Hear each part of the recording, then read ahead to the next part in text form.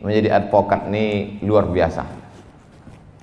Selesai pengajian subuh, saya pun keluar dari masjid mau sarapan. Datanglah anak muda.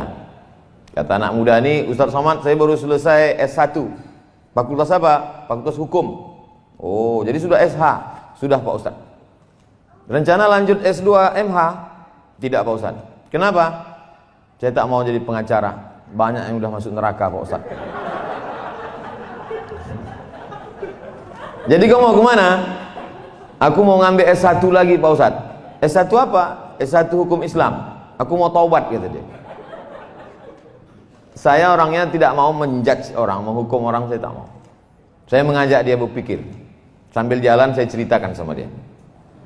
Kalau tanah ulayat, tanah nenek mama, tanah orang-orang tua kita diambil oleh perusahaan, satu batang karet yang ditanam oleh nenek moyang kita dulu dihargai 1.500 sebatang. Orang kampung tak punya duit untuk menyewa pengacara. Siapalah yang membela mereka? Lama dia diam. Siapa yang siap membela mereka yang tahu hukum konvensional? Saya lah Pak Ustadz, kata dia. Seandainya aku dikriminalisasi orang, dalam ceramah ada yang keseleo lidah, tersalah sikit, rupanya diviralkan orang, ditangkap orang, tak ada duitku untuk membayar pengacara. Siapa yang membela aku di pengadilan? Lama dia diam. Terus saya tanya, masih kamu mau tinggalkan juga lagi ini? Insya Allah saya lanjut S2 Pak Ustaz. Oleh sebab itu kita ingin mindset orang berubah. Banyak orang beranggapan sesudah dia hijrah, setelah dia taubat, dia mau ikut pengajian, akhirnya dia tinggalkan ini semua.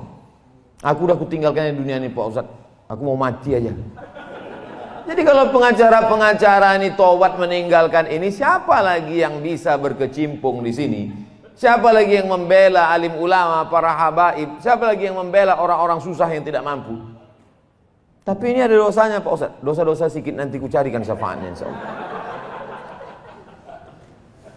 Oleh sebab itu maka ini perjuangan luar biasa.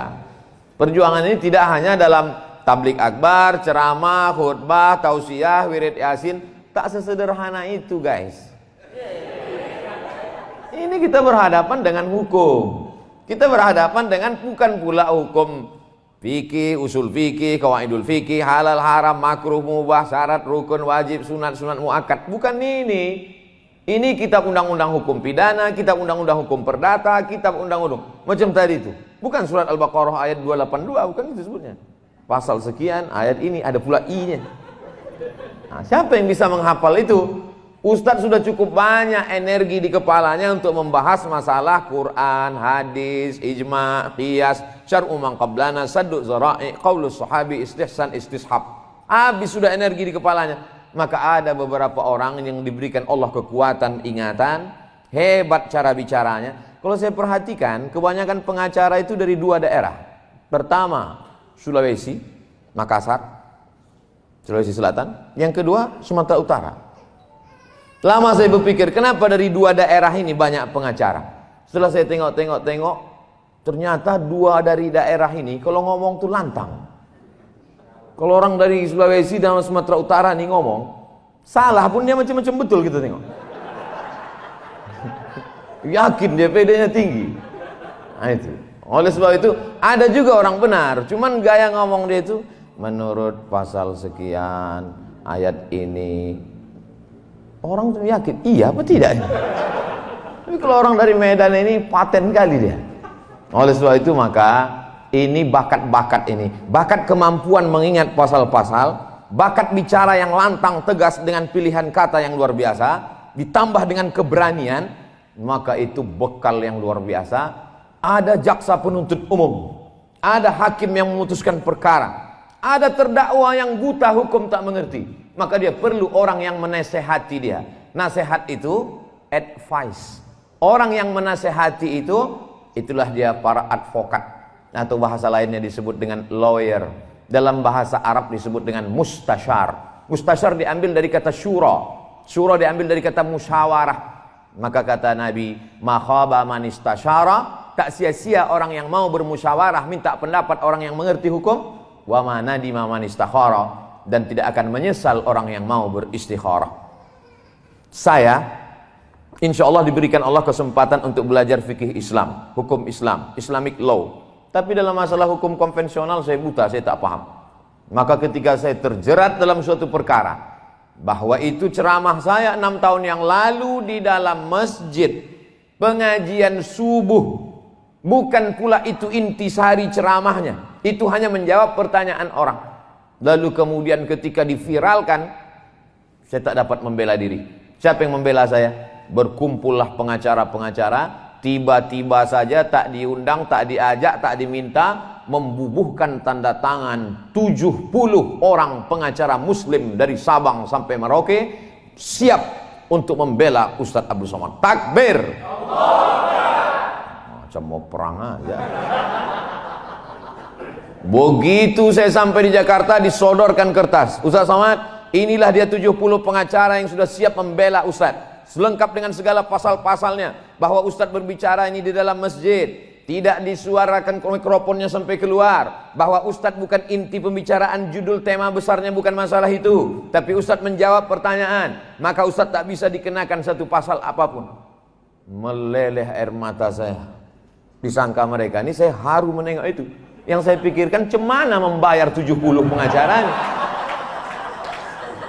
Yang saya pikirkan, mak kacau aku sekali ini ya. Rupanya ditengok mereka saya menangis, datang pemimpin-pemimpin pengacara itu yang hebat-hebat itu, yang terkenal-terkenal itu, duduk mereka, kami dari forum komunikasi advokat ini, kami dari ini, kami dari ini. Apa kata mereka? Saya bisikkanlah, tanya berapa bayar. Kami ini Pak Ustadz Somad sudah lillah siap mati kami ini semua. Oh semangatlah saya mendengar siap mati. Jadi maksud cerita saya ini dari awal ini adalah bagaimana kita profesional di bidang. Karena orang kalau tidak dia jalani ini dengan kesiapan mental, dia bimbang-bimbang, ragu dia melangkah, ragu dia bekerja, cemas-cemas dalam hatinya. Dalam perjalanan dari rumah mau ke kantor, mau ke sidang, mau ke pengadilan, mau ke perkara, betul tak yang kebuat nih? Kira-kira dapat pahala atau tidak? Jangan-jangan aku ini masuk neraka? Jangan-jangan. Apalagi kalau ditontonnya, ada dulu film saya tonton tentang pengacara yang setiap perkara menang terus, menang terus, menang terus. Rupanya dia ditolong setan. Bintangnya Al Pacino. Bapak Ibu mungkin ingat itu filmnya. Setiap perkara dia menang terus. Bahkan orang-orang yang salah pun bisa dibenarkannya. Orang-orang yang menganiaya pun bisa dimenangkannya. Maka sesungguhnya dia sedang ditolong oleh kekuatan. Rupanya dia berkawan dengan setan. Inilah yang disebut Allah Subhanahu wa taala disebut dengan istidraj. Istidraj itu azab yang tertunda. Sanastadrijuhum min haitsu la ya'lamun. Salat tak pernah, puasa tak pernah, pengajian tak pernah, kerjanya jahat, membela orang yang salah, tapi rezekinya lancar, perkaranya menang terus, dapatnya ikan-ikan dua, kalau tak ikan paus, ikan hiu. Maka sesungguhnya dia sedang dimainkan Allah Subhanahu wa taala dengan istidraj. Apa kata Allah? Sanastadrijuhum min haitsu la ya'lamun. Kami permainkan mereka dengan azab yang tertunda. Wa umli lahum, kuulur untuk mereka. Kukasihkan dia rumah mewah, mobil mewah, duit banyak, bini 3. Min haitsu la ya'lamun. Dia tak sadar. Disangkanya dia sedang dapat nikmat. Sesungguhnya dia sedang dapat laknat berbaju nikmat.